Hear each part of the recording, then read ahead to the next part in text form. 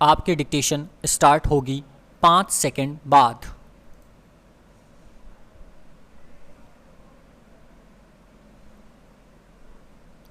Three, two, one, start.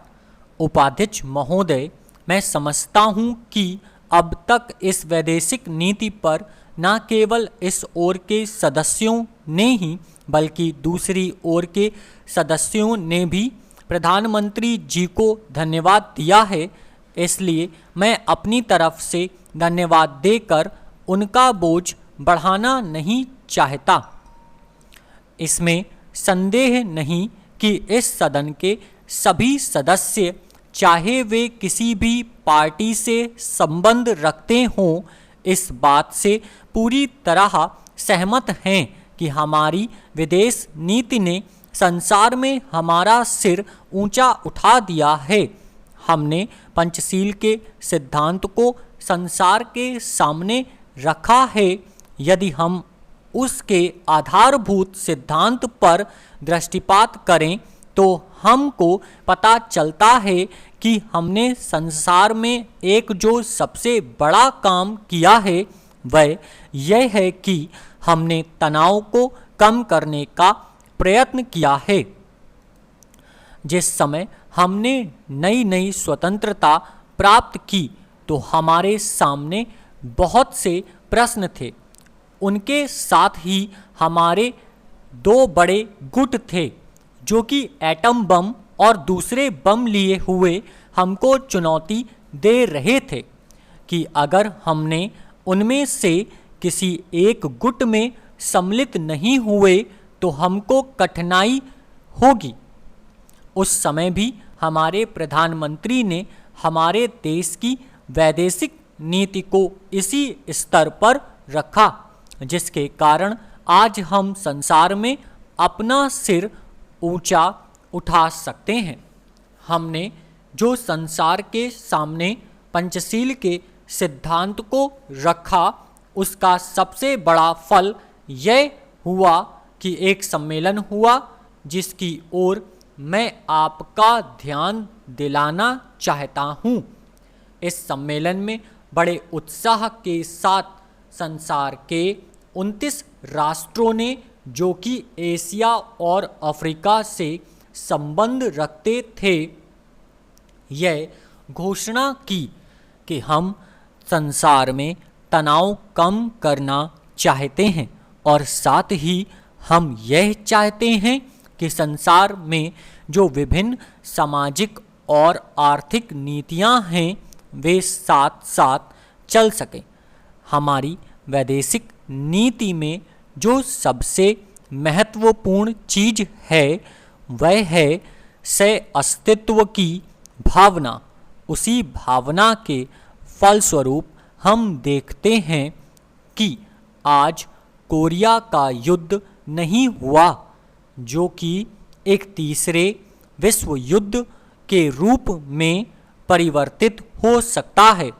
हमारी इस नीति के कारण हमारे अमेरिकी मित्र हमसे कुछ अप्रसन्न भी हो गए, लेकिन यदि हम ऐसा ना करते तो आज संसार को तीसरा युद्ध देखना पड़ता। मैं बहुत ज़्यादा समय नहीं लूँगा, थोड़ा ही लूँगा। उपाध्यक्ष महोदय, मैं निवेदन कर रहा था कि जब हम कोई प्रश्न उठाएं तो यह देखें कि हम इसमें से कहाँ तक बढ़ा सकते हैं।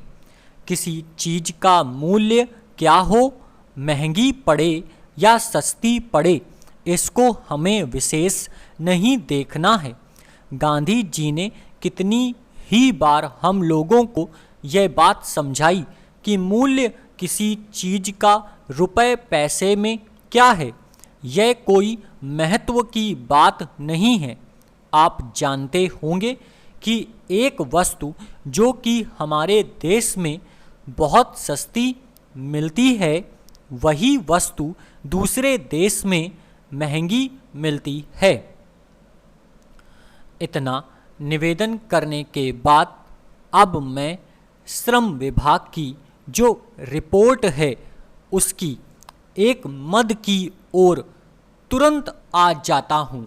जैसा कि पहले मैंने कहा, मैं समझता हूँ कि हमारे इस श्रम विभाग का महत्व दिन प्रतिदिन बढ़ेगा। बहुत से प्रश्न हैं जिनकी तरफ आपका ध्यान भी नहीं है। उन प्रश्नों को आपको लेना पड़ेगा।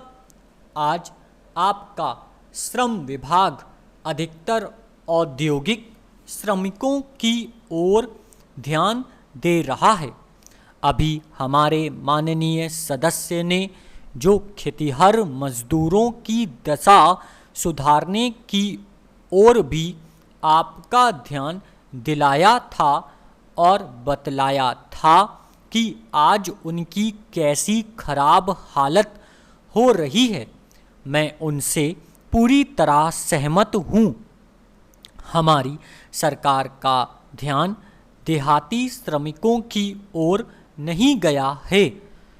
उनकी बड़ी बुरी हालत है। आपने उनकी दशा सुधारने के लिए क्या किया है?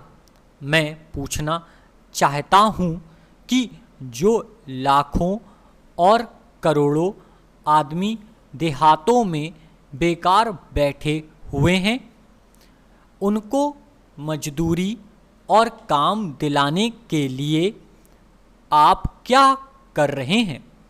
करीब 7 लाख आदमी नौकरियों के लिए प्रार्थी है, जैसा कि रिपोर्ट में लिखा है।